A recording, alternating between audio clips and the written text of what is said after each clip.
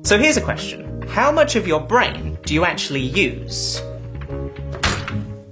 Now, certain Hollywood movies might try and have you believe that we only use 10% of our brains. Doesn't look like much, does it? And what does that mean the other 90% is for? Just pointless pink mush? Hey! Bad zombie!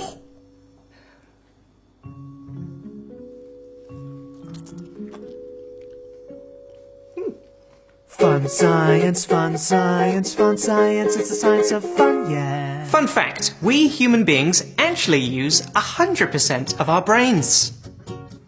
Obviously. So here's another question. How much of your brain actually makes up you? And by you, I'm referring to the little voice inside of your head, your inner monologue, your conscious thought. I think, therefore I am.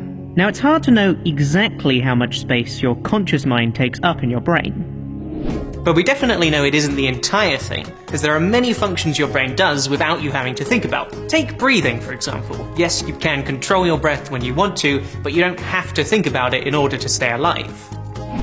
Located at the base of the brain is the respiratory control center. Here, signals are sent down your spine to the muscles around your lungs, telling them to tighten and relax regularly so you can breathe in and out. If you think this job is bad, you should see the guy who has to do the heart. Please don't go on a run today. Please don't go on a run today.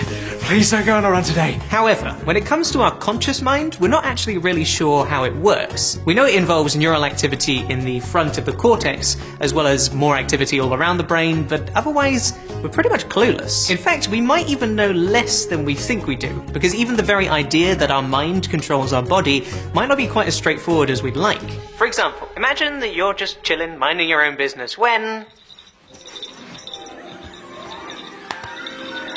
I appear behind you wearing an elf costume. Naturally, your heart starts beating rapidly, your stomach tenses, and... So, what's happening here? Oh, can I do this one?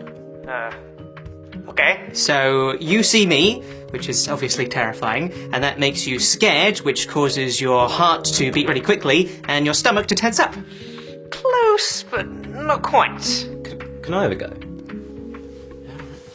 Okay, so I see Charlie and register him as a clear threat, and so my brain sends messages to my stomach and heart telling them to tense up and beat faster respectively. I then notice these changes in my body and take them as a sign that I should be afraid of him. Which I still am, by the way. Exactly. Nice one. Can I interest you in a copy of this book? It's the perfect gift for Christmas. So, although it might sound counterintuitive, when it comes to your emotions, your brain knows how you should feel before you do, and actually tells you how to feel by changing your body. How weird is that? However, this idea of your brain controlling you doesn't just apply to your emotions. In fact, it might even apply to something as simple as the wiggle of a finger. In an experiment which was first done in the 40s, people's brainwaves were measured and they were told to simply wiggle their finger whenever they felt like it. Now, instinct says that you should see something like this.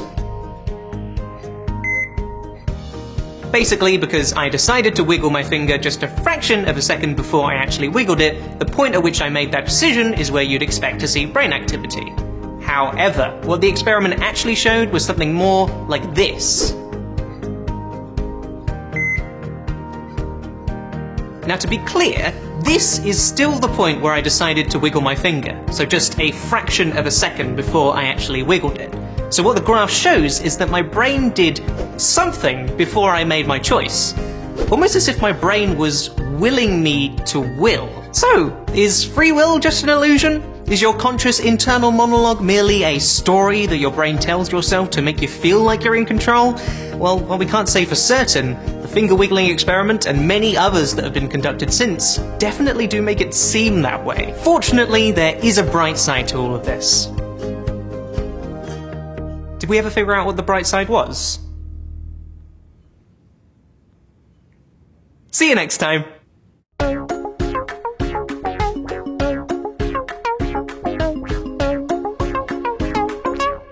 Thank you so much for watching, everyone. Also, thank you to my friend Sam for appearing in this video. Please do go and subscribe to him. I have one more of these videos coming out. It's almost over, but please do watch it. Stay tuned.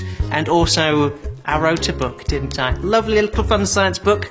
No, I forgot the face I did on it. What is it? This is the same outfit, that's why I'm doing that. Anyway, available in all good bookstores. Links down in the description. Thank you very much, and goodbye. You've just had the almost imponderable joy of watching Charlie Is So Cool Like, which makes you like cool.